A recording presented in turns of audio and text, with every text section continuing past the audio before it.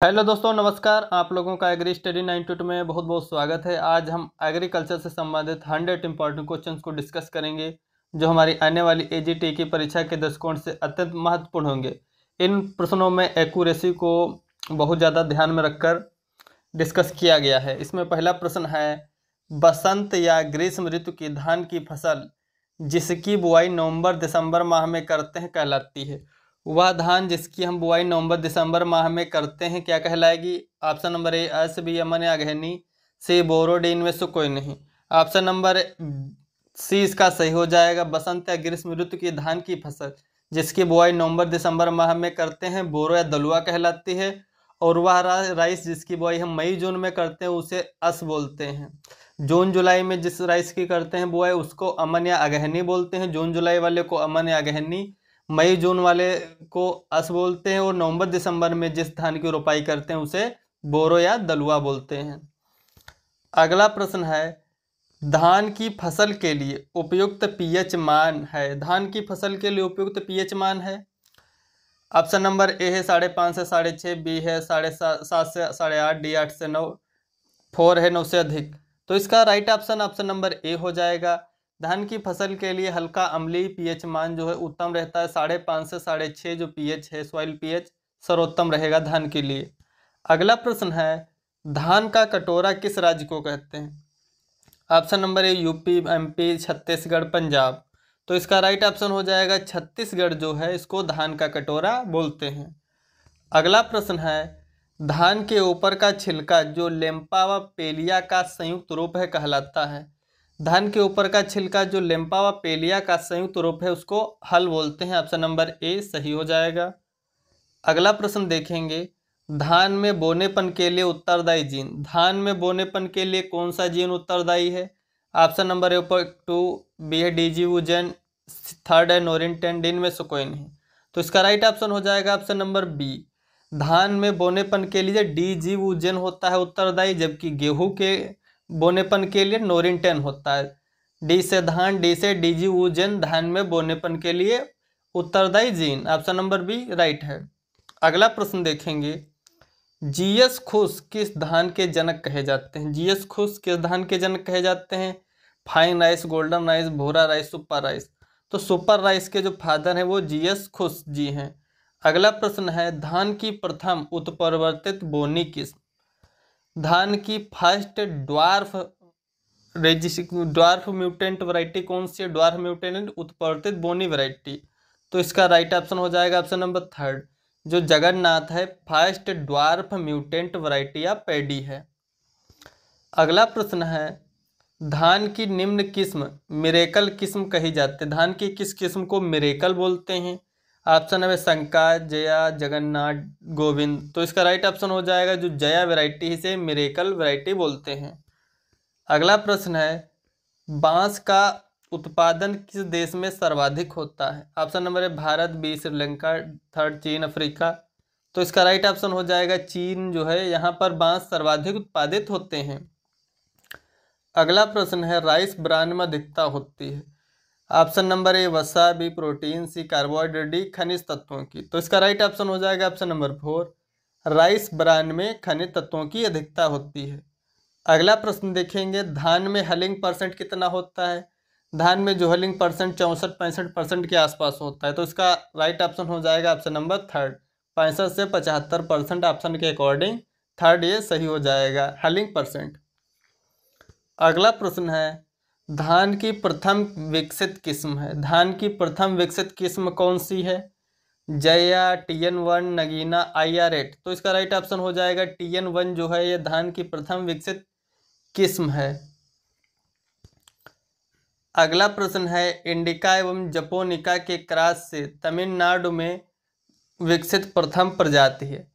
Indica एवं japonica के cross से तमिलनाडु में विकसित प्रथम प्रजाति है। ऑप्शन नंबर ए सही हो जाएगा। ADT जो 27 है ये इंडिका एवं जपोनिका के क्रॉस से तमिलनाडु में डेवलप की गई 1964 में। अगला प्रश्न है, मिड टाइप नर्सरी किस फसल में तैयार करते हैं? ऑप्शन नंबर ए धान, बी टमाटर, सी तंबाकू, डी सभी। तो जो मिड टाइप नर्सरी है वो पैडी धान से संबंधित है। अगला प्रश्न है, औसत परीक्षण भार 21 ग्राम किसका होता है? औसत परीक्षण भार 21 ग्राम होता है बासमती राइस का। ऑप्शन नंबर 4 सही हो जाएगा। अगला प्रश्न है, बच्चों व वृद्धों के लिए सर्वाधिक उपयुक्त विटामिन ए से भरपूर धान है।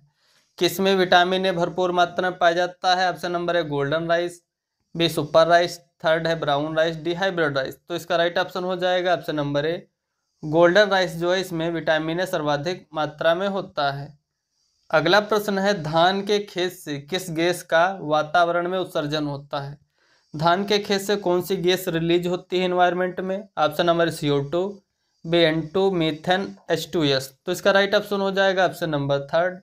धान के खेत से जो मीथेन गैस CH4 गैस है वो वातावरण में उत्सर्जित होती है। अगला प्रश्न है, किस गैस के कारण धान में अकियोची रोग होता है? ऑप्शन नंबर है CO2, बी N2, थर्ड है methane, D H2S hydrogen sulphide.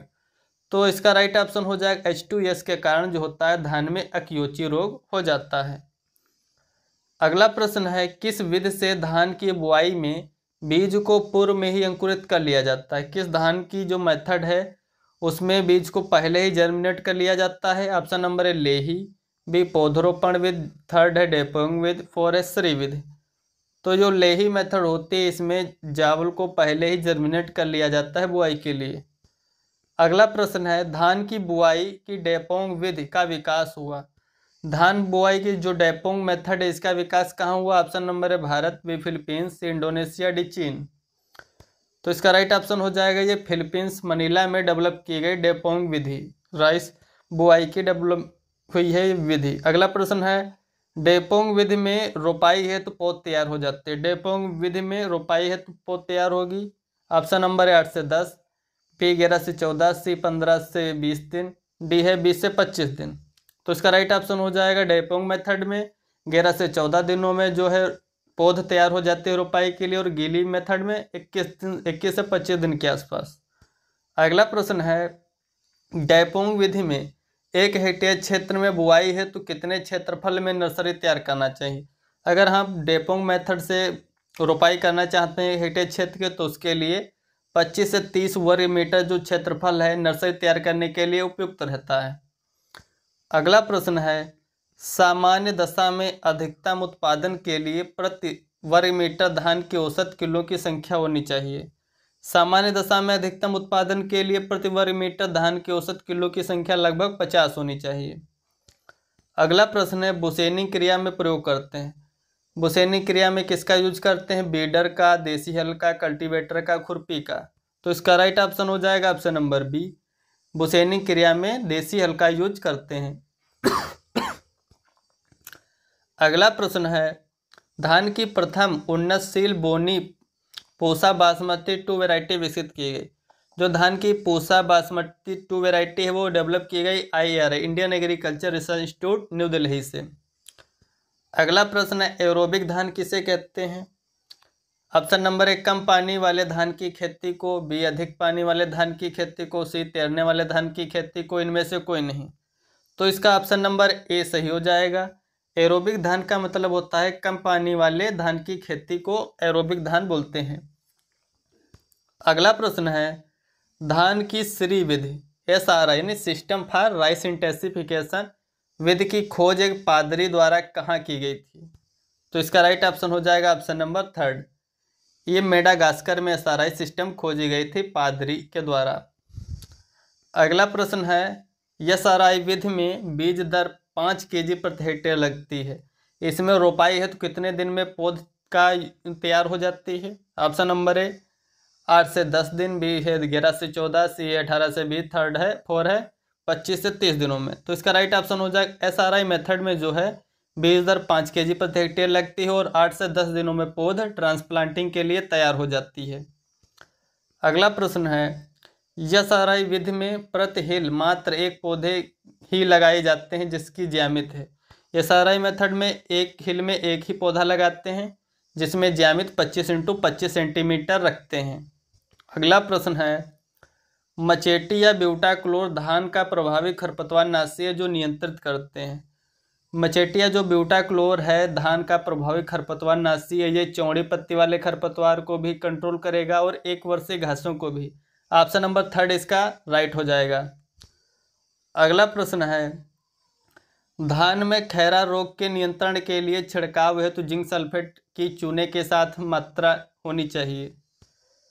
धान में खैरा रोग के नियंत्रण के लिए हमें 5 kg चूना और 5 kg जिंक सल्फेट 2.5 kg चूने का यूज करना चाहिए। ऑप्शन नंबर सेकंड इसका सही हो जाएगा। अगला प्रश्न देखेंगे, धान में गंधी बग आक्रमण प्रायः किस अवस्था में होता है? धान में गंधी बग का आक्रमण कब होता है?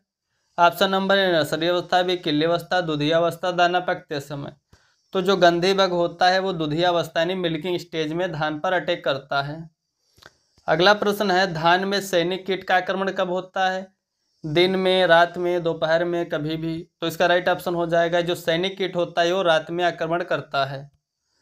अगला प्रश्न है, धान में फूलने के पश्चात दानों के स्थान पर गोल पीली गांठें बनना किस रोग का लक्षण है? तो ये फाल्स स्मट के लक्षण। धान में फूलने के पश्चात जो दानों के स्थान पर गोल पीली गांठें बन जाती हैं, फाल्स स्मट के सिम्टम हैं। अगला प्रश्न है, धान की नर्सरी में किसकी कमी से सफ़ेदा रोग उत्पन्न होता है? जब धान में किसकी कमी हो जाएगी तो सफ़ेदा रोग होगा? जिंक, कॉपर, लोहा, मैग्नीशियम। तो इसका राइट ऑप्शन हो जाएगा लोहा नेफी की कमी होती है तो धान में सफ़ेदा रोग उत्पन्न हो जाता है। अगला प्रश्न है, धान में तना बेधक का प्रमुख लक्षण। धान में तना बेधक का प्रमुख लक्षण क्या है? पत्तियों का सूखना, पत्तियों का लिपटना, मृत शीर्ष, इनमें से कोई नहीं। तो इसका राइट ऑप्शन हो जाएगा मृत शीर्ष जो है तना बेधक का प्रमुख लक्षण है। अगला प्रश्न है, धान के टुंगरो वायरस का वेक्टर वाहक है। धान का टुंगरो वायरस किस वेक्टर के द्वारा फैलाया जाता है? गंधी बग, सैनिक कीट, फुदका, राइस ग्रीन लीफ हॉपर। तो इसका राइट ऑप्शन हो जाएगा 4। धान का जो टुंगरो वायरस है वो राइस ग्रीन लीफ हॉपर के द्वारा फैलाया जाता है। अगला प्रश्न है, IRRI स्थित है। इंटरनेशनल राइस रिसर्च इंस्टीट्यूट जो है मनीला, फिलीपींस में। ऑप्शन नंबर ए राइट हो जाएगा। अगला प्रश्न देखेंगे, CRRI स्थित है सेंट्रल राइस रिसर्च इंस्टीट्यूट जो ये कटक उड़ीसा में। ऑप्शन नंबर बी सही हो जाएगा। IRRI मनीला, फिलीपींस, CRRI जो है कटक उड़ीसा में है। ऑप्शन नंबर बी राइट है। अगला प्रश्न देखेंगे, धान में फूल आने के समय तापमान 26.5 से 29 डिग्री सेल्सियस के बीच होना चाहिए, जबकि फसल पकने के लिए कितना तापमान होना चाहिए? तो ऑप्शन नंबर बी सही हो जाएगा। धान में पुष्पन के समय जो 26.5 से 29 डिग्री सेल्सियस के बीच तापमान तथा फसल पकने के समय 20 से 25 डिग्री सेल्सियस तापमान उपयुक्त रहता है। अगला प्रश्न है, पंजाब, हरियाणा एवं पश्चिमी यूपी में 60 के दशक में किन 2 फसलों के द्वारा हरित क्रांति संभव हुई? हरित क्रांति में किसका योगदान ज़्यादा रहा? धान, गेहूं, अरहर, चना, गन्ना, सूरजमुखी, ज्वार, बाजरा। तो इसका राइट ऑप्शन हो जाएगा ऑप्शन नंबर ए। धान गेहूं का जो है हरित क्रांति में सर्वाधिक योगदान रहा। अगला प्रश्न है, प्रथम मानव निर्मित फसल ट्रेटिकल किन 2 फसलों के संयोग से बनी? जो फर्स्ट मानव निर्मित फसल ट्रेटिकल है वो गेहूं एवं राई के क्रॉस से डेवलप हुई। ऑप्शन नंबर सी सही हो जाएगा। अगला प्रश्न है, भारत में गेहूं की किस स्पीशीज की खेती सर्वाधिक क्षेत्र पर होती है? गेहूं में कौन सी जो स्पीशीज है सर्वाधिक क्षेत्र पर उगाई जाती है? Option number triticum aestivum, B triticum dicoccum, C triticum durum, D triticum spelta. तो जो ट्रिटिकम एस्टिवम है ये सर्वाधिक क्षेत्रफल पर उगाई जाती है। अगला प्रश्न है, सूजी या मैक्रोनी के लिए उपयुक्त स्पीशीज है। सूजी या मैक्रोनी के लिए triticum aestivum, triticum dicoccum, triticum spelta, triticum durum कौन सी है? तो सूजी या मैक्रोनी के लिए ट्रिटिकम जो ड्यूरम है ये उपयुक्त स्पीशीज है। अगला है, बांस के जीवन में फूल आता है। बांस के जीवन में फूल एक बार आएगा, 2 बार, प्रतिवर्ष, कभी नहीं। तो इसका राइट ऑप्शन हो जाएगा ए, बांस के जीवन में एक बार फूल आता है। अगला प्रश्न है, अच्छी रोटी के निर्माण के लिए उत्तरदायी पदार्थ। अच्छी रोटी निर्माण के लिए कौन सा उत्तरदायी है एलिमेंट? वसा, कार्बोहाइड्रेट, ग्लूटेन, इनमें से कोई नहीं। ऑप्शन नंबर सी सही हो जाएगा। ग्लूटेन जो है रोटी फूलने के लिए उत्तरदायी होता है। ऑप्शन नंबर 3 सही हो जाएगा। अगला प्रश्न है, directorate of heat research DWR स्थित है हैदराबाद, गाजियाबाद, करनाल, दिल्ली। तो DWR जो करनाल में है, डायरेक्टोरेट ऑफ हीट रिसर्च। अगला प्रश्न है, सामान्य रोटी वाला गेहूं यानी ट्रिटिकम एस्टिवम TN बराबर 42 है। जो ट्रिटिकम एस्टिवम है 2N बराबर 42, ये डाइप्लॉइड, ट्रिप्लॉइड, टेट्राप्लॉइड, हेक्साप्लॉइड। तो ये हेक्साप्लॉइड है। ऑप्शन नंबर 4 राइट हो जाएगा। अगला प्रश्न है, गेहूं की बोनी प्रजातियों को कम गहराई 3 से 4 सेंटीमीटर पर बोने का कारण है। जो गेहूं की बोनी वैरायटी इनको अधिक गहराई में क्यों नहीं बोते हैं? क्योंकि बीज चोल यानी कोलियोपोटाइल जो है इसका छोटा होता है। ऑप्शन नंबर सेकंड सही हो जाएगा। अगला प्रश्न है, गेहूं में बोनेपन के लिए उत्तरदायी किस्म का नाम है? ओपेक 2, जीवूजेन, नोरिन 10, टिफ्ट ए। तो इसका राइट ऑप्शन हो जाएगा थर्ड, जो नोरिन 10 है गेहूं में बोनेपन के लिए उत्तरदायी जीन है। अगला प्रश्न है, मंडूसी फेलेस माइनर का दूसरा नाम? मंडूसी फेलेस माइनर गुल्ली डंडा, इसका और अन्य क्या नाम है? हाथी घास, अंजन घास, पैरा घास, कैनरी घास। तो इसको कैनरी घास भी बोलते हैं। अगला प्रश्न है, अनेक गेहूं उत्पादक क्षेत्रों में किस खरपतवार नाशी के प्रति फेलेस माइनर सहिष्णु हो चुका है? यानी जो फेलेस माइनर है गेहूं का मामा किस वीडिसाइड के प्रति रेजिस्टेंट हो गया है? आइसोप्रोटोरान। इसके कंट्रोल के लिए सल्फोसल्फ्यूरान डाल सकते हैं। अगला प्रश्न है, फेलेरिस माइनर के बीज का औसत परीक्षण भार 2 ग्राम होता है। एक स्वस्थ पौधा कितने बीज पैदा कर सकता है? गेहूं के मामे का जो एक पौधा स्वस्थ पौधा है वो लगभग 10,000 से 30,000 बीज पैदा कर सकता है। अगला प्रश्न है, गेहूं के बीज का औसत परीक्षण भार होता है? ऑप्शन नंबर है 20 से 30 ग्राम, बी है 40 से 42, सी 48 से 52, डी 55 से 60। तो इसका राइट ऑप्शन हो जाएगा ऑप्शन नंबर सेकंड। गेहूं के बीज का जो औसत परीक्षण भार होता है 40 से 42 ग्राम के आसपास होता है। अगला प्रश्न है, गेहूं की जो ईयर कोकिल बीमारी है किस निमेटोड के कारण होती है? Option number anguina tritici, B meloidogyne, javanica, B M. तो इसका राइट ऑप्शन हो जाएगा ऑप्शन नंबर ए ही, एनगोनिया टिटिसाई जो है इसके कारण गेहूं का ईयर कोकिल होता है, ये निमाटोड है। अगला प्रश्न, गेहूं को सिंचाई है तो प्रथम एवं सबसे क्रांतिक अवस्था? गेहूं की क्रांतिक अवस्था CRI, crown root initiation stage पर 20 से 25 दिन बाद बुआई के गेहूं में ये स्टेज आती है, उस समय कर देते हैं सिंचाई। अगला प्रश्न है, गेहूं की टुंडो बीमारी का कारण निम्न जीवाणु? गेहूं की जो टुंडो बीमारी वो किसके कारण होती है? ऑप्शन नंबर थर्ड इसका सही हो, कोलियोबैक्टीरियम टिटिसाई होता है। ये यहाँ पर गलत टाइपिंग हो गया है। क्लेविबैक्टीरियम टिटिसाई जो होता है उसके कारण गेहूं की टुंडो बीमारी होती है। अगला प्रश्न है, गेहूं की अधिकतम उपज के लिए प्रति वर्ग मीटर बाली युक्त किलो की संख्या होनी चाहिए? गेहूं की अधिकतम उपज के लिए प्रति वर्ग मीटर बाली युक्त किलो की संख्या कितनी होनी चाहिए? ऑप्शन नंबर ए सही हो जाएगा, 300 से 350 किले प्रति वर्ग मीटर होना आवश्यक है अधिकतम उपज के लिए। अगला प्रश्न है, गेहूं एक जो C3 प्लांट है और लॉन्ग डे पौधा भी है, इसके अंकुरण के लिए उपयुक्त तापमान कितना होना चाहिए? गेहूं C3 प्लांट है और लॉन्ग डे प्लांट भी है, इसके लिए लगभग जर्मिनेशन के लिए 20 से 24 डिग्री सेल्सियस के आसपास तापमान उपयुक्त रहता है। अगला प्रश्न है, ऐसे क्षेत्र जहां पर औसत वार्षिक वर्षा 750 mm या इससे कम होती है क्या कहलाता है? ऐसे क्षेत्र जहां पर जो औसत वार्षिक वर्षा 750 mm या इससे कम होती है उसे ड्राई फार्मिंग एरिया बोलते हैं। अगला प्रश्न है, ऐसे क्षेत्र जहां पर औसत वार्षिक वर्षा 750 से 1150 mm तक होती है उसे बोलते हैं ड्राई लैंड फार्मिंग। जब वर्षा 750 mm या इससे कम तो ड्राई फार्मिंग, जब वर्षा 750 से अधिक 1150 mm तक होती है तो उसे ड्राई लैंड फार्मिंग बोलते हैं। अगला प्रश्न, ऐसे क्षेत्र जहां की जो औसत वार्षिक वर्षा 1150 mm या इससे अधिक हो तो उसे बोलते हैं रेनफेड फार्मिंग। अगला प्रश्न है, ड्राई फार्मिंग शब्द किसने दिया था? जेथ्रो टूल, विट्सो, VP पाल, MS स्वामीनाथन। तो इसका राइट ऑप्शन हो जाएगा ऑप्शन नंबर सेकेंड, विट्सो जो है 1893 में इन्होंने ड्राई फार्मिंग शब्द दिया था। अगला प्रश्न है, जिंक सल्फेट को निम्न में से किसके साथ नहीं मिलाना चाहिए? ऑप्शन नंबर है urea, B MOP, C compost, D DAP। तो इसको DAP के साथ नहीं मिलाना चाहिए जिंक सल्फेट को। अगला प्रश्न है, गेहूं में किले निकलने के लिए आवश्यक तापमान? तो इसका राइट ऑप्शन हो जाएगा ऑप्शन नंबर बी, जो 16 से 20 डिग्री सेल्सियस आसपास तापमान है गेहूं के कल्ले निकलने के लिए उपयुक्त रहता है। अगला प्रश्न है, भारतीय कृषि अनुसंधान परिषद ने जो जलवायु विभाजन के लिए मृदा की फिजियोग्राफी तथा बायोग्राफी को ध्यान में रखकर वर्गीकरण किया, लेकिन तो राष्ट्रीय कृषि आयोग जो 1976 ने जलवायु विभाजन के लिए कौन सा पैरामीटर लिया था? मासिक वर्षा वितरण। ऑप्शन नंबर ए राइट है।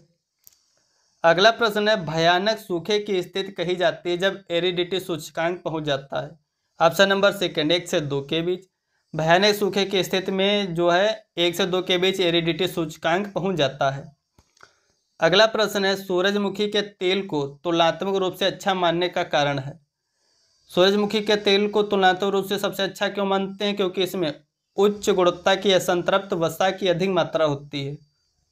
अगला प्रश्न है, इन सीटू वाटर हार्वेस्टिंग का अर्थ है। ऑप्शन नंबर थर्ड इसका सही हो जाएगा। वर्षा जल को उसी स्थान पर एकत्रित कर बाद में सिंचाई आदि के लिए प्रयोग करना जो होता है इन सीटू वाटर हार्वेस्टिंग कहलाता है। अगला प्रश्न है, शेल्टर बेल्ट वृक्षों या झाड़ियों का एक बड़ा अवरोध है। शेल्टर बेल्ट हम झाड़ियों या बागवानों के आसपास लगा देते हैं, जो फसलों के खेतों में मृदा नमी भी संरक्षण करता है और विंड ब्रेक का भी प्रयोजन होता है। ये क्यों करते हैं? तेज हवाओं से मृदा कटाव को रोकने के लिए। जो शेल्टर बेल्ट होते हैं वो और विंड ब्रेक जो हैं तेज हवाओं से मृदा कटाव को रोकने के लिए लगाए जाते हैं। Thanks for watching. Please like and subscribe my channel.